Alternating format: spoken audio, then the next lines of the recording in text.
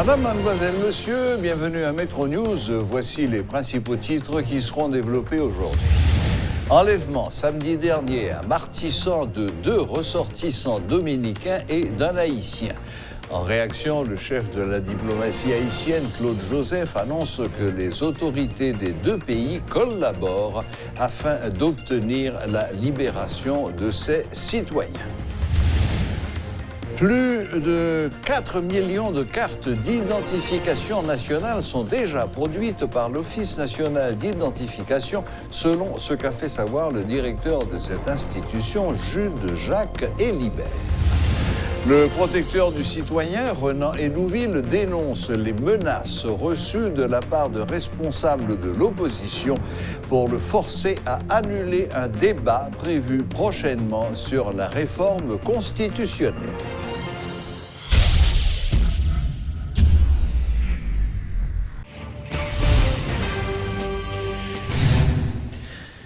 Deux techniciens dominicains et un haïtien appartenant à une équipe de tournage ont été enlevés samedi à Martissan. Une rançon de 2 millions de dollars a été réclamée. Les autorités dominicaines se montrent très préoccupées. En réaction, le chef de la diplomatie haïtienne annonce que les autorités des 2 pays collaborent afin d'obtenir la libération des 2 Dominicains. Les chanceliers haïtiens et dominicains, M. Claude Joseph et M. Roberto Alvarez, ont eu dimanche des échanges téléphoniques en vue de coordonner leurs efforts. Il indique qu'il aura des échanges permanents avec son homologue dominicain sur ce dossier. Le chancelier haïtien assure que toutes les ressources seront mobilisées pour permettre aux personnes kidnappées de retrouver leur famille. Je suis parler avec le ministre des Affaires étrangères, là, on a rencontré avec le directeur général et police nationale, là, qui c'est Léon Charles, ancien ambassadeur nous avons dans OEA. Nous travaillons, nous connaissons que des CPJ sous et Kassa, et moi avec homologue moi dominicain, nous vraiment en communication permanente sur question ça. Ce que je suis capable de dire, c'est que nous-mêmes, nous disposons, nous mettons toutes les ressources nous, et nous sommes capables de disponibles pour nous permettre que 2 Dominicains effectivement retourner entre la caillou. Donc, est-ce que cette garantie, vous l'avez quand même donnée aux Dominicains ou encore à votre homologue? Écoutez, il y a un niveau d'incertitude quand même. Yeah. C'est un kidnapping, nous pas contrôler les questions, n'est-ce pas? Mais ça, je suis capable de dire, c'est que la police nationale a travaillé d'arrache-pied, n'est-ce pas? Et moi-même, homologue, on garantit que nous mettons toutes les ressources disponibles et nous collaborer pour nous capables de permettre que on y retourne sain et sauf en République dominicaine. L'Office national d'identification annonce qu'elle a déjà produit plus de 4 millions de cartes d'identification nationale. Lors d'une visite de la présidence ce lundi à l'ONU, les ministres délégués auprès du Premier ministre, respectivement Guy François et Mathias Pierre, affirment que des documents d'identité sont des priorités pour l'actuelle administration à l'approche des élections. Les processus d'enregistrement vont s'étendre à l'échelle internationale, ont-ils révélé, en vue de permettre à la diaspora haïtienne de prendre part aux affaires politiques du pays. Suivez ce reportage de Rudolph Pierre-Louis. À l'approche des élections, le pouvoir en place semble faire de la production des documents d'identité une priorité. 2 mois après avoir lancé l'opération visant à faciliter l'obtention de pièces d'identification, le chef de l'État a effectué ce lundi une visite à l'ONU. À cette occasion, le directeur général des presses nationales a fait le point sur le processus. Journée jeudi, nous avons près de 4000 registres. Ça veut dire que nous avons déjà livré au ministère de la Justice plus que 3000, à peu près 3800 registres. Mais le chiffre exactement, c'est 3776. Concernant le formulaire de naissance, nous avons déjà livré presque 1 700 000. Suite aux enregistrements, les données sont transmises au ministère de la Justice qui a aussi sa part de responsabilité. Des centaines de milliers d'actes de naissance sont enregistrés se réjouit Rockefeller Vincent qui évoque de nouveaux partenariats avec les sections communales sur le territoire national. Que depuis opération coup de poing lancée par le président, dans 2 mois nous réalisons 400 000 baptistés. Vient, suite aux 2 interventions précédentes, celle du directeur général de l'ONU. Impossible d'avoir une carte d'identification nationale sans un acte de naissance. Ainsi, la chaîne se complète, indique Jules-Jacques Elibert, affirmant que des millions de cartes sont enregistrées. Et le président nous a 4 millions de cartes qui enregistrent déjà jusqu'à 21 février. C'est une opération qui s'étend également au niveau de la diaspora haïtienne, explique pour sa part le ministre délégué auprès du Premier ministre, Guy François. Déjà 2 semaines que les services d'identité ont démarré leur action dans plusieurs missions diplomatiques, notamment celle de Saint-Domingue et bientôt aux États-Unis. Semaine ça, nous allons gagner les États-Unis qui va recevoir équipement avec formation. Parce que l'équipement c'est une, mais il faut qu'il y ait formation qui fait au niveau de l'opérateur envers agents consulaires. Et en même temps, nous avons Caraïbes, Amérique latine et puis l'Europe que nous visons. Tout côté des missions diplomatiques, il y a des chances pour recevoir et équipement au niveau pour faire carte d'identification. Au final, toutes les institutions qui travaillent dans le domaine de l'identité emboîtent le pas sous la direction de la présidence. Toutefois, aucun des intervenants n'a fait mention de livraison. Il n'était question que du processus d'enregistrement. Pourquoi laisser subsister cette zone d'ombre? Une question qui demeure pendante.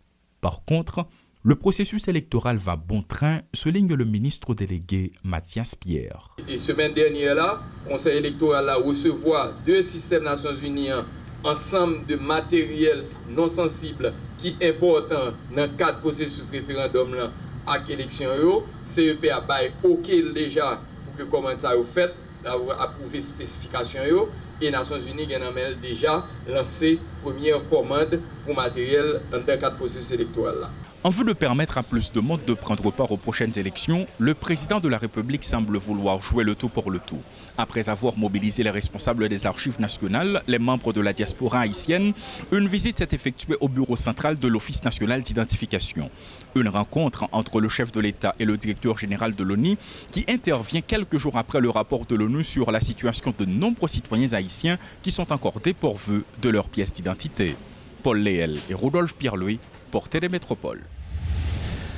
Le chef de l'État, Jovenel Moïse, encourage les citoyens haïtiens ainsi que les membres de la diaspora à retirer leurs pièces d'identité en vue de participer aux prochaines élections. Chaque citoyen aura un numéro unique pour répondre à ses multiples besoins à partir de la nouvelle carte, insiste le président Moïse, qui lance un appel à la diaspora haïtienne, leur rappelant qu'elle figure dans la liste prioritaire du gouvernement.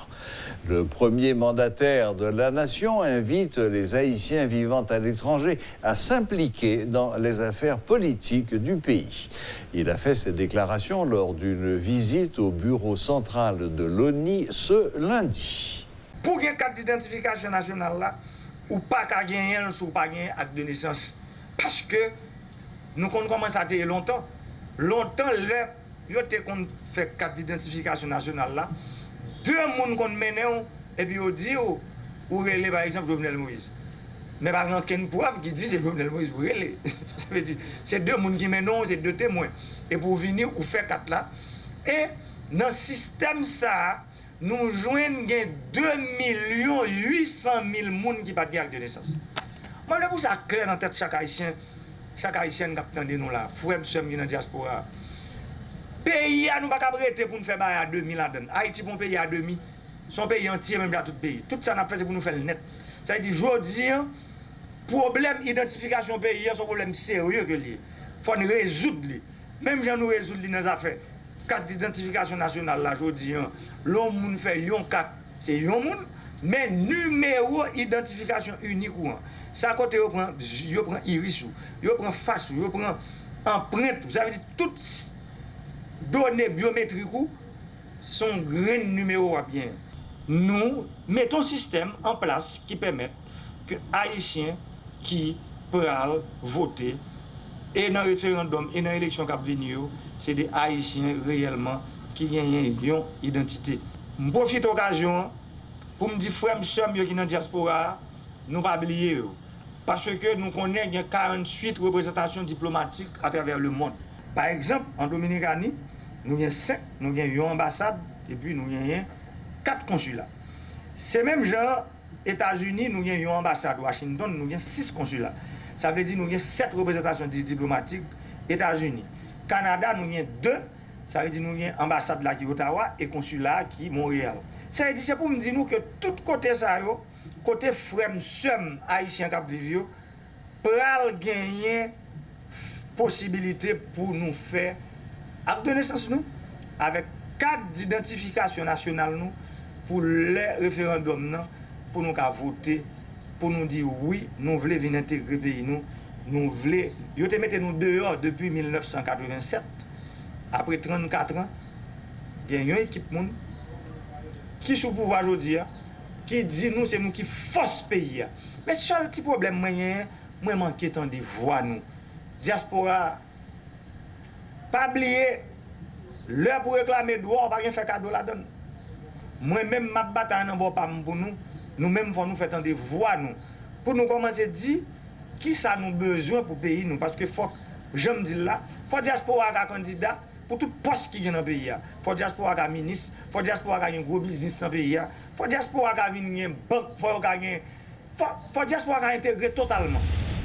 La grande question qui préoccupe tout le pays ces derniers temps est celle des élections et de son corollaire, le référendum. Pour faire le point sur ce dossier, nous avons avec nous ce soir, en visioconférence, M. Mathias Pierre, ministre chargé des questions électorales et des relations avec les partis politiques. Bonsoir, M. Pierre. Et bonsoir, et je profite pour saluer tous les auditeurs, téléspectateurs, auditrices et téléspectatrices de Télémétropole. Merci. Bon, alors, comme je le disais, les élections, c'est la grande question. Alors, où est-ce que vous en êtes? Où est-ce que vous en êtes du registre électoral? Où est-ce que vous en êtes de la fabrication et de la distribution des cartes, des inscriptions sur les listes, etc. Bon, en fait, alors regardez les différents aspects qui sont liés à l'organisation des élections. Le premier élément, c'est, comme vous l'avez mentionné, pour les élections et le conseil électoral, c'est le registre électoral. Mais quand on parle du registre électoral, en fait, on parle de l'identification des Haïtiens qui vont pouvoir voter. Et aujourd'hui, dans une conférence de presse, un point de presse, le président est accompagné des membres de certains ministres qui sont concernés par la question et certainement le directeur de l'Office national de l'identification. On a eu l'opportunité d'annoncer à la nation que dans le système d'enregistrement pour la nouvelle carte, il y a 4 millions de citoyens qui sont enregistrés dans le système. Alors, pour bien comprendre la différence entre les 6,5 millions qu'il y avait dans l'ancien système et les 4 millions dont on parle aujourd'hui, dans les 6,5 millions, il y avait à peu près 2,8 millions de citoyens qui n'avaient pas d'acte de naissance. Pourquoi? Parce que dans l'ancienne carte, pour enregistrer dans le système, on pouvait se présenter et avec 2 témoins qui dit que je suis Mathias Pierre et certainement on accepte que je suis Mathias Pierre et on prend ma photo et j'ai une carte. Donc il y avait la possibilité aussi que je vienne avec 2 autres témoins et je dis je suis Jean-Pierre et immédiatement on allait m'identifier et je pouvais avoir 2 cartes très facilement. Très bien. Dans le nouveau système, il faut l'acte de naissance, il faut un extrait d'archives ou un certificat de baptême notarié. L'un de ces documents doit être scanné, accompagné de l'empreinte, de la photo, en fait de tout le système biométrique qui puisse identifier le citoyen. Donc impossible pour un citoyen d'avoir 2 cartes. Et c'est pourquoi, pour ceux qui n'avaient pas de carte, on a identifié à peu près les 3 millions de citoyens qui n'ont pas d'acte de naissance. Et ce qui a été fait, c'est qu'au niveau du ministère de la Justice, il y a un ensemble de mesures. D'abord, les presse nationales, on a imprimé plus de 3 millions d'actes de naissance. Ensuite, plus de 400 000 registres pour permettre aux citoyens de pouvoir se procurer de leur acte de naissance. Et pour faire ce travail, des clercs, à peu près 572 clercs, ont été engagés dans les différentes sections communales de sorte à faciliter l'accès aux citoyens pour avoir leurs actes de naissance et systématiquement leur permettre de s'enregistrer dans le système. Donc, nous avançons très bien et nous espérons d'ici peu qu'on aura couvrir ce qui est nécessaire pour que les citoyens puissent participer dans le processus électoral. Donc, les citoyens enregistrés dans le système vont systématiquement faire partie du registre électoral pour voter au référendum et dans les élections. Donc, en résumé, Monsieur Pierre, si je vous ai bien compris, au moment où nous parlons, il y a environ 4 millions d'Haïtiens qui sont en règle sur un corps électoral qui compte entre 6,5 millions et 7 millions de personnes. Donc, comme vous l'avez dit, il manque un peu plus de 3 millions d'Haïtiens pour que les listes électorales soient complètes. Vous dites que ça avance bien. Je ne dirais pas de cette façon, je précise clairement que dans l'ancienne liste électorale, il y avait 6,5 millions de personnes qui étaient dans le système qui n'avaient pas d'acte de naissance. Très bien. Et ça, c'est un problème. Mais si on regarde de toute l'histoire des élections depuis qu'on a commencé avec ce système électoral, on a eu toujours moins que 2 millions de personnes à aller voter, et soit dans les élections de 2010 et 11, on a eu 1,1 million de personnes à aller voter, soit dans les élections, on a eu 1 million et 1,2 million lors des élections présidentielles. Donc, certainement, nous sommes en train de prendre toutes les dispositions nécessaires pour que chaque citoyen haïtien puisse se procurer de sa carte. Je veux ajouter que le système de l'identification a une capacité de production de 56 000 cartes par jour et toutes les de mesures ont été prises pour que les citoyens aillent et faire leur carte. Par exemple, il faut s'identifier dans les banques aujourd'hui pour avoir sa carte d'identification nationale. Pour faire son passeport, obligatoirement, il faut avoir sa carte d'identité nationale.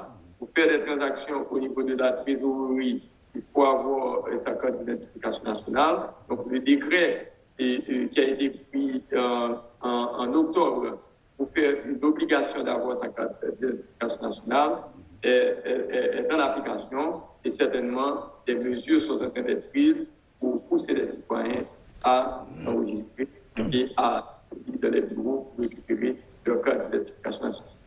Très bien. Bon, donc, si j'ai bien compris, en ce qui concerne le registre, la production de cartes, la récupération de cartes, tout marche à peu près correctement et vous êtes optimiste pour ce qui est du résultat final. Maintenant, l'autre point d'achoppement et pour lequel il n'y a pas beaucoup de consensus, c'est celui de ce fameux CEP. Alors, qu'en est-il exactement? Bon, le CEP, c'est clair, et ce qu'il faut comprendre dans ce pays, et je voudrais le rappeler, depuis 1987 et de la Constitution de 1987, les acteurs politiques de ce pays, les membres des parlements, n'ont jamais voulu qu'il y ait un CEP permanent pour des raisons spécifiques, parce que dans la tête de chaque acteur, il faut pouvoir contrôler le CEP et de là contrôler les élections. Vous vous rappelez bien, dans la Constitution de 1987, il fallait des élections indirectes dans les différentes collectivités et à partir de là, des assemblées pour pouvoir choisir les membres du Conseil électoral permanent à partir des listes qui seraient proposées dans chaque. Et finalement, on a fait l'amendement de 2012, question d'améliorer et rendre le processus plus simple où 3 pouvoirs devraient se réunir, le pouvoir exécutif 3 personnes, le pouvoir législatif 3 personnes et le pouvoir judiciaire 3 personnes. Il y a eu à peu près 5 tentatives pour mettre le CEP permanent en place. Pourquoi? Toujours échoué parce que les parlements n'ont jamais voulu et désigner les 3 personnes qui devraient être nommées dans le Conseil électoral permanent. Et on doit comprendre aussi que ces mêmes parlements ont toujours évité et n'ont jamais voulu voter le projet de loi électorale pour qu'il y ait une loi électorale pour pouvoir organiser les élections. Donc, il a fallu certainement que le président attende le dysfonctionnement du Parlement et certainement utiliser les dispositions transitoires et les dispositions transitoires pour pouvoir monter un conseil électoral provisoire et du conseil électoral provisoire faire un décret électoral pour pouvoir organiser les élections.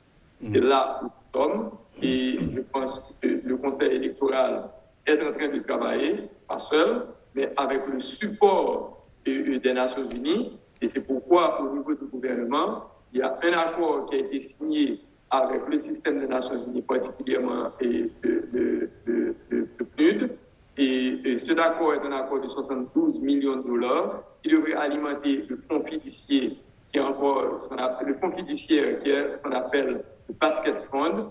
Et Haïti a déjà décaissé les premiers 20 millions de dollars pour alimenter ce fonds. Et je peux annoncer aujourd'hui, et comme je l'ai fait ce matin dans le point de presse, que les premières commandes de matériel non sensible ont été autorisées par le CEP et le PNUD est en train de s'organiser pour commander ces matériels.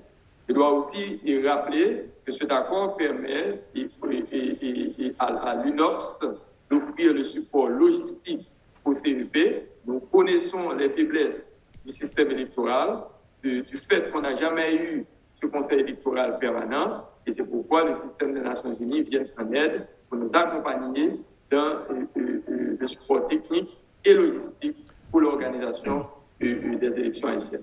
Et autre élément, les partis politiques, nous avons commencé à travailler avec les partis politiques et vous avez eu cette cérémonie qu'on a eue la semaine dernière, une cérémonie symbolique où plus d'une centaine de partis politiques ont déjà récupéré le texte de la Constitution et certainement ils vont travailler avec leurs membres, leurs sympathisants pour pouvoir retourner et à travers des ateliers leurs recommandations au comité consultatif indépendant de sorte à ce que les partis politiques piliers de la démocratie puissent participer pleinement dans le processus et certainement aux partis politiques de mobiliser et sensibiliser leurs partisans pour aller voter le référendum et certainement et participer aux élections qui auront lieu suivant le calendrier qui a été publié par le CEP. Est-ce que la date du 25 avril est toujours maintenue? Officiellement, la date est maintenue et certainement des techniciens du système des Nations Unies sont en train de travailler avec nous. Et il y a aussi ce désir de permettre à la société, particulièrement à la société civile haïtienne, les partis politiques, les entreprises, les syndicats, les professeurs de pouvoir réagir, de lire le texte de la Constitution. Et il y a la version créole qui est en train d'être révisée par l'Académie créole pour être disponible à tous. Il y a des événements qui vont être organisés avec les différents corps de la société pour que l'on puisse avoir un texte qui reflète ce que nous, les Haïtiens, nous cherchons. Parce que n'oubliez pas que 80% des Haïtiens, à partir des enquêtes, sont pour des sondages, qui est sont favorables, une constitution. Et certainement, on est en train de comment ce texte peut circuler et que certainement que la société puisse participer pleinement dans ce processus. Bon, merci de toutes ces précisions, Monsieur Mathias Pierre. Mais quand je parlais du CEP tout à l'heure, je ne parlais pas du d'un conseil électoral provisoire en général, mais de celui qui actuellement est en train de s'occuper d'organiser les élections et dont vous devrez reconnaître avec moi qu'il a été et qu'il est encore très contesté. La manière dont les membres ont été désignés, la qualité même des membres et aussi, surtout, le fait qu'ils n'ont jamais prêté serment, ce qui est une des obligations. Est-ce que ce CEP... Laissez-moi intervenir sur ce point de prestation de serment et pour mieux comprendre. Et nous sommes dans une société qui est extrêmement complexe et ce que l'on peut regarder, c'est que des organisations ont refusé de désigner des membres et certainement le président a utilisé toujours les dispositions transitoires pour trouver d'autres membres à partir du même principe d'organisation de la société civile pour pouvoir monter ce CEP. Lors de l'installation du CEP, la majorité des juges de la Cour de cassation étaient présents au palais. Bizarrement, et les juges, pour certains, n'étaient pas disponibles à la Cour de cassation pour la prestation de serment. Pourquoi? On peut le voir aujourd'hui après le 7 février. Il y a un juge qui était impliqué et quelque part dans une tentative de coup d'État. Il y a un autre juge qui s'est déclaré le président. En fait, on peut comprendre. Si je suis juge et je nourris l'ambition d'être président, certainement, mon désir, c'est de créer une situation où il y ait crise et de la crise, certainement, qui puisse profiter de mon agenda personnel. Et je ne le dis pas pour tous les juges, il faut reconnaître la position du président de la Cour de cassation, mais un phénomène est clair. Aujourd'hui, la Constitution ne fait aucune exigence pour qu'il y ait prestation de serment pour les membres du Conseil électoral provisoire. Certainement, cette exigence est faite pour les membres du Conseil électoral permanent. De toute façon, le point fondamental, c'est que le président, il a rappelé encore ce matin qu'il est ouvert et qu'il veut qu'il y ait un dialogue, qu'il veut qu'il y ait des discussions entre les acteurs et les forces vives de la société, particulièrement les partis politiques, pour qu'il y ait un accord. Et le président le dit et il attend, et à bras ouverts, les acteurs, ceux qui sont modérés encore, de venir sur une table de discussion pour qu'on puisse adresser les problèmes. Il y a un point fondamental. Ce point, c'est quoi? C'est que cette année, il faut qu'il y ait des élections et il faut qu'il y ait le référendum. Pourquoi? Parce que on ne peut pas et on n'a pas le droit d'enlever à cette population ce droit de pouvoir choisir à partir de son bulletin de vote celui qui doit diriger le pays pour les années à venir.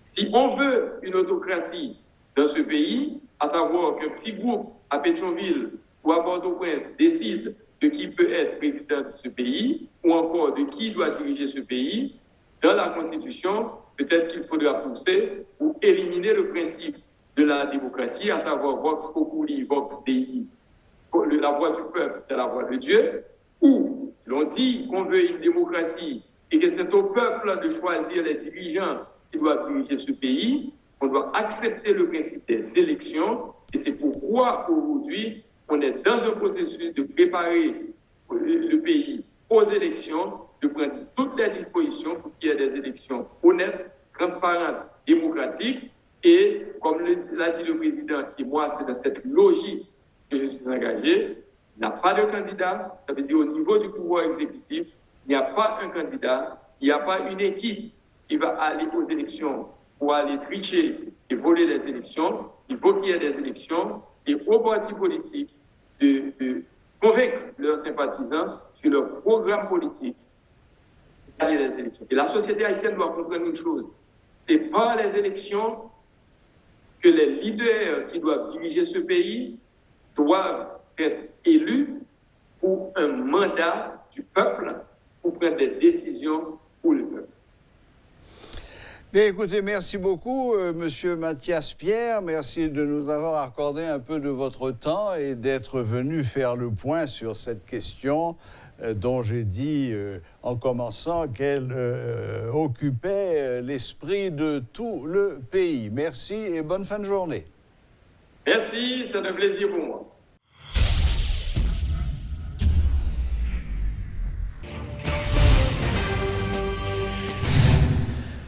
Le Premier ministre Joseph Joute s'est présenté ce 22 février au cabinet d'instruction pour être auditionné dans le cadre du dossier relatif à l'assassinat de l'ancien bâtonnier de l'Ordre des avocats de Port-au-Prince, maître Montferrier d'Orval.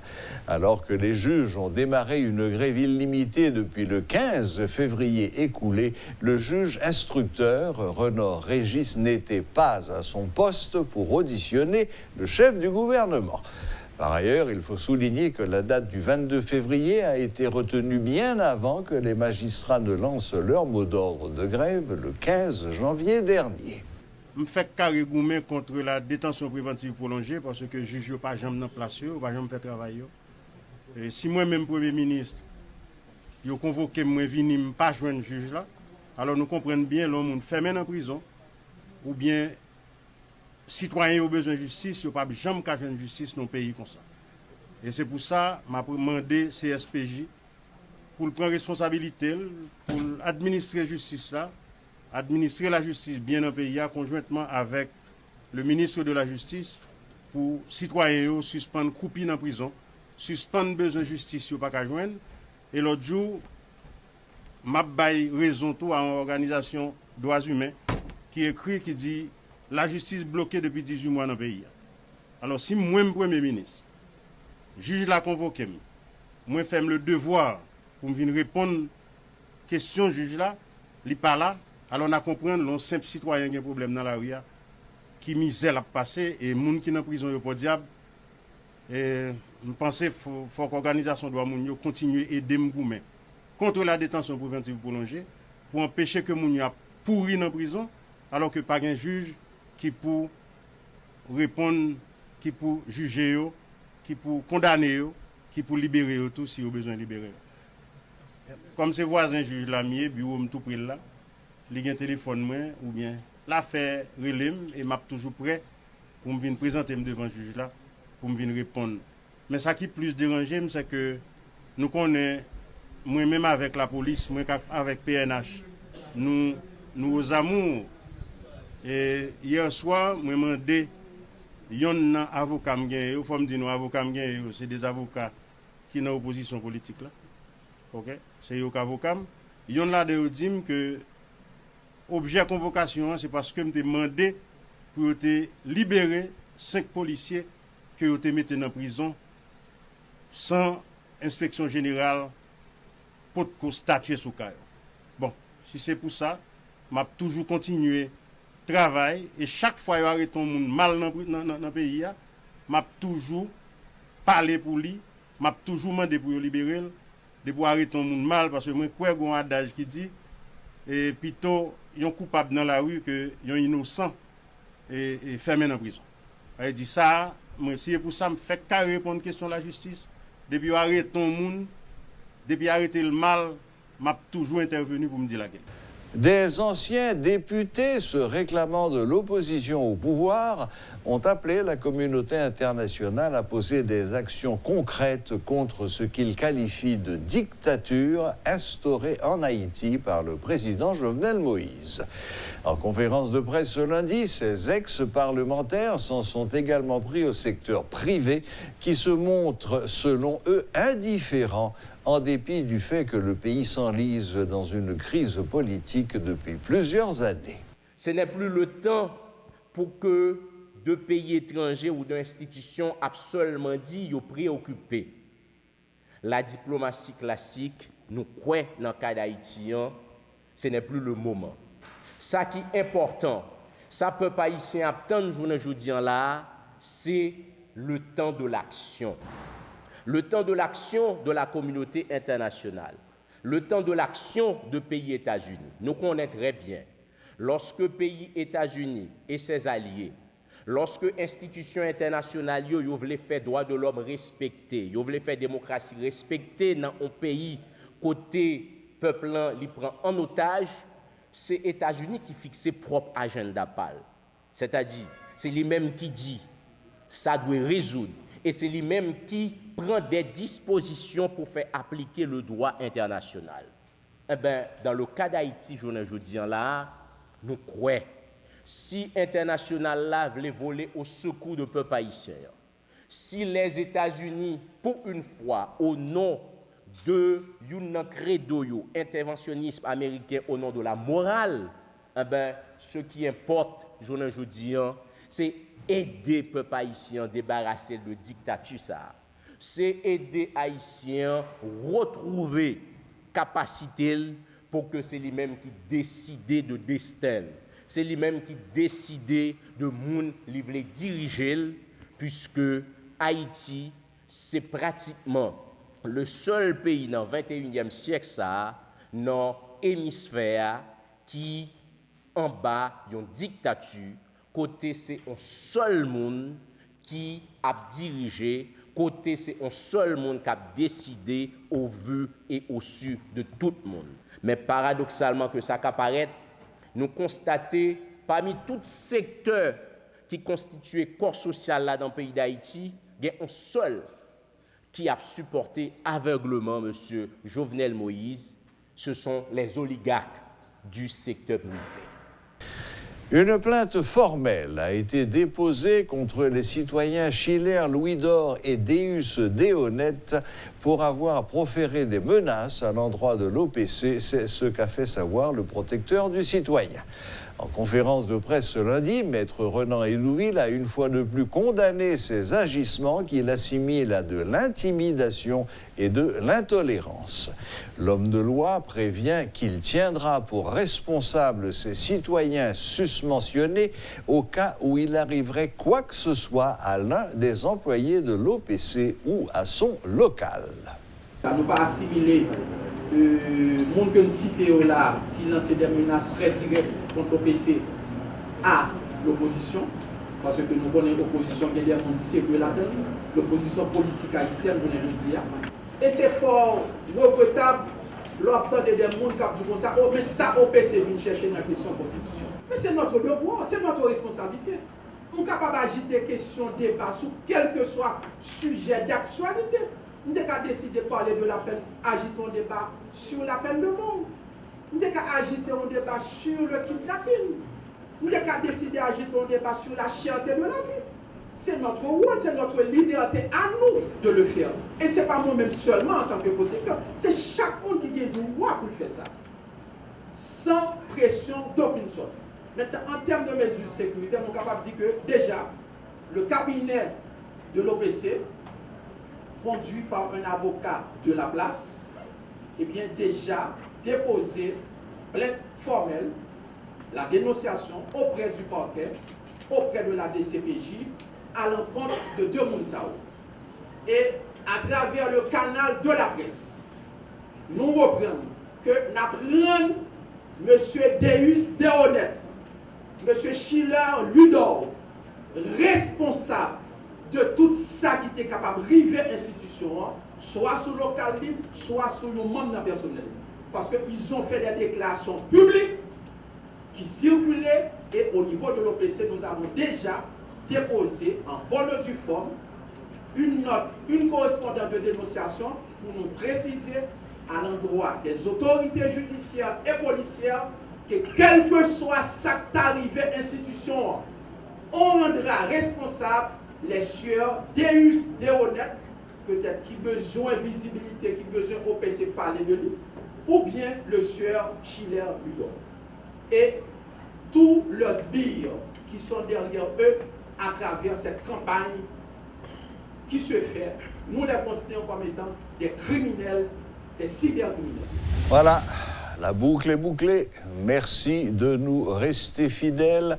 Très bonne semaine à toutes et à tous et à la prochaine, même heure, même chaîne.